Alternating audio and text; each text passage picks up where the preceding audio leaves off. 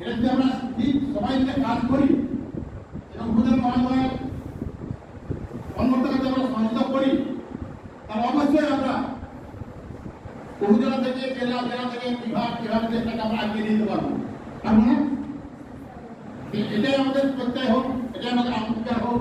চাঁপাইনবাবগঞ্জের ভোলাহাটে যথাযথ ভাবগাম্ভীর্যের সাথে জাতীয় আন্তর্জাতিক যুব দিবস 2025 মঙ্গলবার 12 আগস্ট 2025 সকাল 10টায় পালিত হয়েছে। উপজেলা যুব উন্নয়ন এনজিওর ভার্ক ও আস্থার উদ্যোগে বর্ণাঢ্য যুব র্যালি, আলোচনা সভা, সনদপত্র বিতরণ ও ঋণ সহায়তা প্রদানের চেক বিতরণ অনুষ্ঠিত হয়।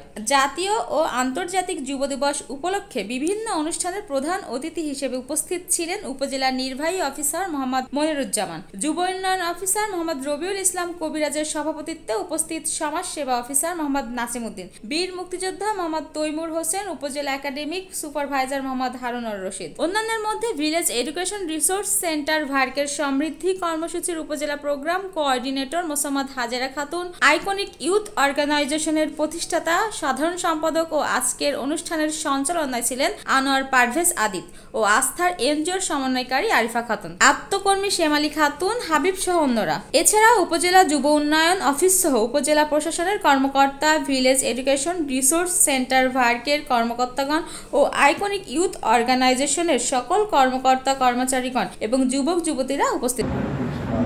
যুবকদের আসলে আরো অংশগ্রহণ দরকার ছিল, তো সবাইকে অভিনন্দন এবং শুভেচ্ছা জানাচ্ছি আজকে দিবস উপলক্ষে। আজকে দিবসের প্রতিবাদ্য আমরা শুনেছি যে প্রস্তুতি নির্ভর যুবকদেরকে নিয়ে আমাদের এগিয়ে যেতে হবে এবং আমাদের এই এগিয়ে যাওয়ার ক্ষেত্রে অনেক বহু পাক্ষিক অংশীদার বলতে কি সকল স্টেক হোল্ডার যারা আছেন, এই সব স্টেক হোল্ডার যারা অন্যান্য পক্ষ আছেন, সকল পক্ষের অংশীদারিত্বের মাধ্যমে আমাদের আসলে দেশটাকে উন্নয়ন করতে হবে বা উন্নতি করতে হবে।